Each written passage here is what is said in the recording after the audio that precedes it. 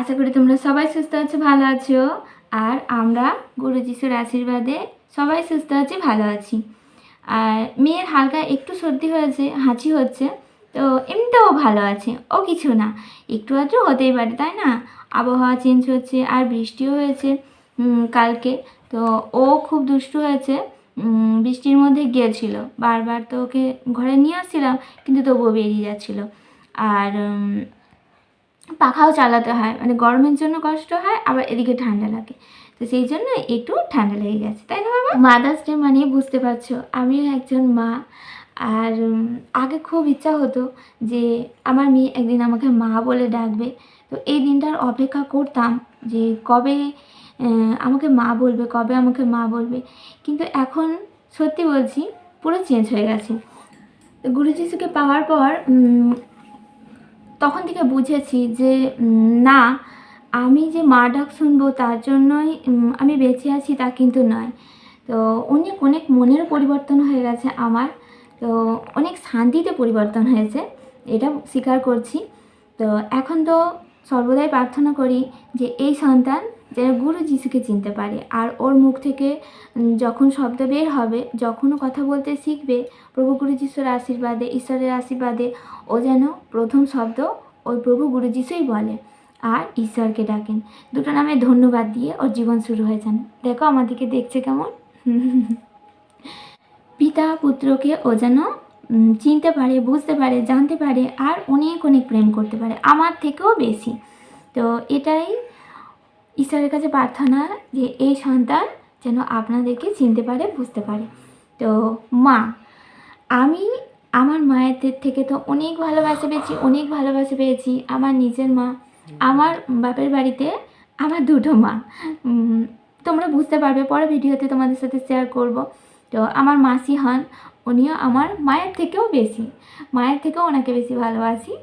আর সত্যি এটা স্বীকার করতে আমার মাও জানে যে আমি মাসিকে বেশি ভালোবাসি।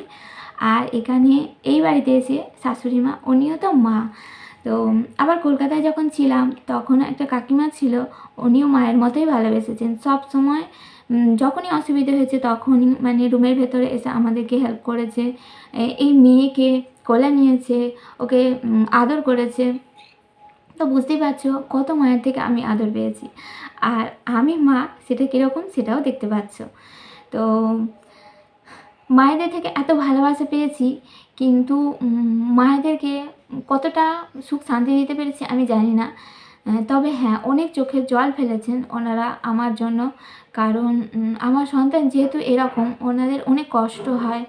আমার শাশুড়ি মাই বলো আর আমার মা, মাসি, ওখানে সেই কলকাতায় যে রুমে কাকিমাটা থাকে, ওনারা অনেক কষ্ট পান, অনেক চোখের জল ফেলেছেন। তো আমি আবার ঘুরে ওনাদেরকে বলতাম যে মা কেঁদো না, কি কাঁদছো কেন, দেখবে একদিন সব ঠিক হয়ে যাবে। তো এটাও তো ঈশ্বরের শক্তি। আমি বলতে তো পারি না যে আমার এরকম ছিল, আমার কপালে আর কি করব, এরকম আমি কখনোই বলিনি। তো ওনাদেরকে ঘুরে আমি বলতাম যে সকল কিছুই ঠিক হয়ে যাবে, তোমরা আমার সামনে কান্নাকাটি করো না। তো মায়েরা তো ভালোর জন্যই বলেন, ওনাদের কষ্ট হয় সেজন্যই ওরকম করতেন। তো আর এখন এখন সেই সব মায়েদেরকে আমি বলতে পারছি বা বলেছি যে তোমরা আর আমার জন্য চিন্তা করো না, কারণ প্রভু গুরু যিশু আছেন। আমি এমন একজনকে পেয়েছি, আর আমাকে এমন একজন মনোনীত করেছেন, আমার হাত ধরেছেন, যে যার সেই জন্য আমার কোনো কষ্ট নেই, আর কোনো দুঃখ নেই। তোমাদেরকে আর কষ্ট পেতে হবে না, তোমরা সত্যি আর কোনো কষ্ট পেও না, মনের মধ্যে আর কষ্ট রেখো না আমার জন্য আর এই সন্তানের জন্য। তো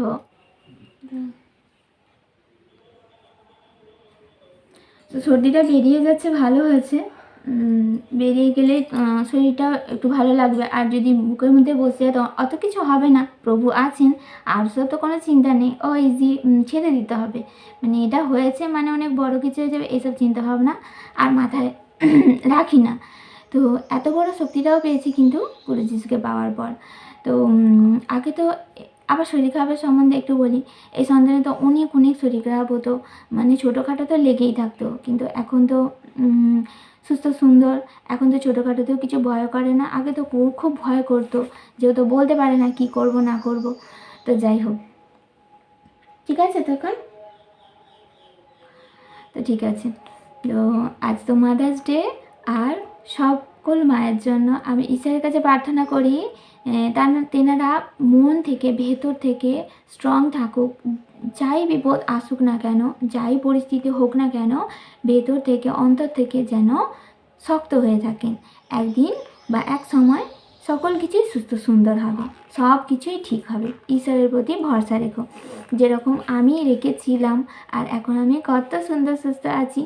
তো মায়েদেরকে তো ঈশ্বর আলাদা একটা শক্তি দিয়ে রাখেন, অন্যের থেকে অনেক আলাদা। কারণ মায়েদেরকে অনেক সহ্য করতে হয়, অনেক কষ্টের মধ্য দিয়ে, অনেক পরিস্থিতির মধ্য দিয়ে যেতে হয়, যেটা কাউকে বলা যায় না। তো আমিও এরকম অনেক পরিস্থিতির মধ্যে দিয়ে এসেছি। অনেকে সবাই কষ্ট পেয়েছে, কিন্তু আমারটা একটু হলেও কি বেশি কিংবা আলাদা, কারণ আমি মা, কারণ এই সন্তান আমার সন্তান।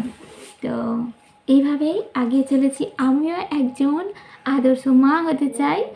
আর যখন জানতে পেরেছিলাম যে আমার মেয়ে স্পেশাল চাইল্ড, আমার সন্তান, তো সত্যি তখন ওই ইচ্ছাটা আরও বেশি করে জেগে উঠেছিল যে আমি আদর্শ মা হব। আর এমনি এমনি সত্যি হওয়া যেত না আদর্শ মা। একজন ভালো মা হতে গেলে অনেক অনেক গুণ চাই, তার অনেক অনেক সহ্য করতে হবে তাকে। তো অনেক পরিস্থিতির মধ্যে দিয়ে যেতে হবে, অনেক পরিস্থিতির সামনা করতে হবে, এমনও অনেক অবস্থা সামনে চলে আসবে, সেগুলোকে সহ্য করে নিতে হবে, সেই জায়গায় দাঁড়িয়ে মুখ বন্ধ করে। তো এখনও ওই আশাটা আছে, আমি আদর্শ মা হতে চাই, আর আদর্শ মা তো হব তো প্রভু গুরু যিশুর আশীর্বাদে। দেখো আদর্শ মা হব বলছি, দেখো কীরকম আদর করছে। হ্যাঁ, ও চায় যে আমি একজন ভালো মা হই, তাই না? তাই তো, হ্যাঁ, সন্তানও চায় তার মা একজন ভালো মা হোক, আদর্শ মা হোক, মায়ের মতো মা হোক, কষ্ট সহ্য করে মা হোক, সব পরিস্থিতির মোকাবিলা করে মা হোক। তো তোমরা সবাই সুস্থ থেকো, ভালো থেকো, স্পেশালি এটা মায়েদের জন্য। আর যাদের মনে রাগ হয় সন্তানদের জন্য, সত্যি একটু রাগ করো না, শান্তশিষ্ট হয়ে স্থিরভাবে ওই সন্তানদেরকে বোঝাও, তাহলেই বুঝবে। আমারই সন্তান যদি বুঝতে পারে, তাহলে তোমাদের সন্তানরা কেন বুঝবে না বলো? তো তোমরা সবাই সুস্থ থেকো, ভালো থেকো। প্রভু যিশুর কাছে, ঈশ্বরের কাছে প্রার্থনা করি সব মাকে সুস্থ রেখো, সুন্দর রেখো, আর মনে অনেক শক্তি দিও, যাতে তারা সন্তানদেরকে নিয়ে এগিয়ে যেতে পারে, যত কঠিন পরিস্থিতি হোক তারা এগিয়ে যেতে পারে। তো চলো, অনেক ভালোবাসি। তুমি যিশু দাদা বলবে তো? হ্যাঁ বলবে, বলো, বলে দাও তো একবার, বলো, পিতা পিতা যিশু দাদা। ধন্যবাদ দিতে হবে তো, ধন্যবাদ। ধন্যবাদ বলতে পারছে না, ধন্যবাদ ওই জন্য আমি দিয়ে দিচ্ছে। এটাই হলো মনের ইচ্ছা, দেখেছো? একদিন নিশ্চয়ই বলতে পারবে, বলো। তো তোমরা কমেন্ট করে অবশ্যই জানিও, আর যদি ভালো লাগে একটা লাইক করো। তো